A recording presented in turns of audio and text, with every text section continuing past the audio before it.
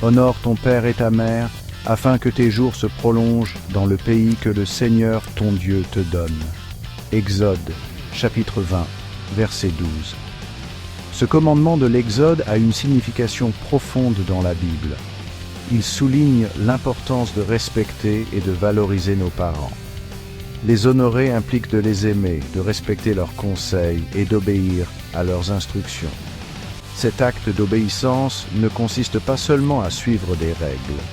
Il s'agit de reconnaître le rôle important que jouent les parents dans nos vies.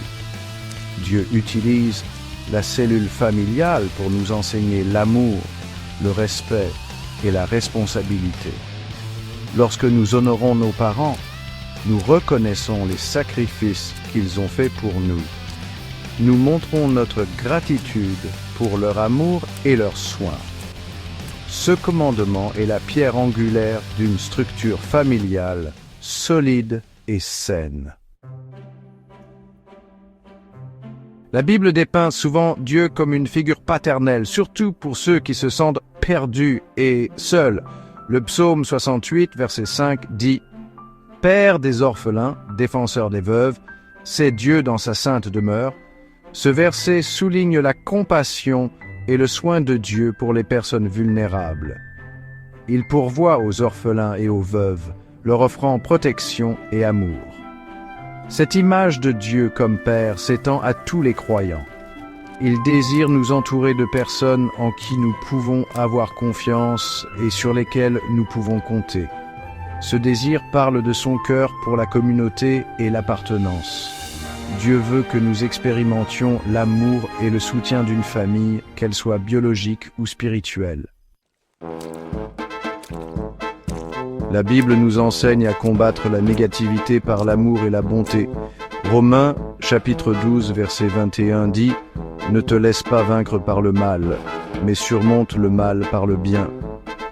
Ce message puissant nous encourage à répondre à l'adversité avec grâce et compassion.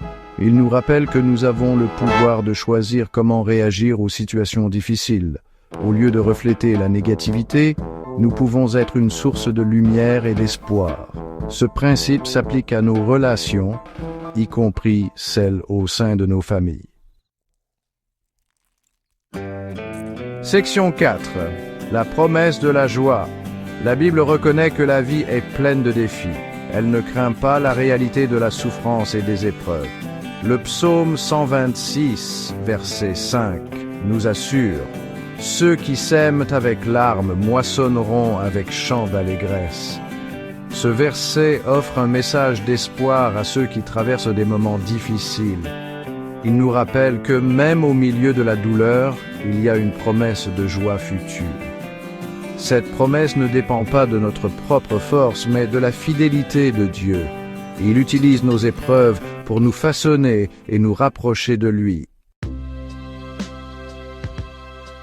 Section 5. La grâce, pas les transactions. La Bible souligne l'importance de choisir un conjoint qui partage nos valeurs et notre foi. Une femme vertueuse, qui la trouvera? Elle a bien plus de valeur que les perles. Ce verset souligne la valeur d'un partenaire sage et compréhensif. Une famille forte est bâtie sur des fondations d'amour, de respect et de foi partagées. Contrairement à la nature transactionnelle du monde, la grâce est donnée gratuitement. Il s'agit de s'aimer et de se soutenir mutuellement. Ce type d'amour inconditionnel est le reflet de l'amour de Dieu pour nous.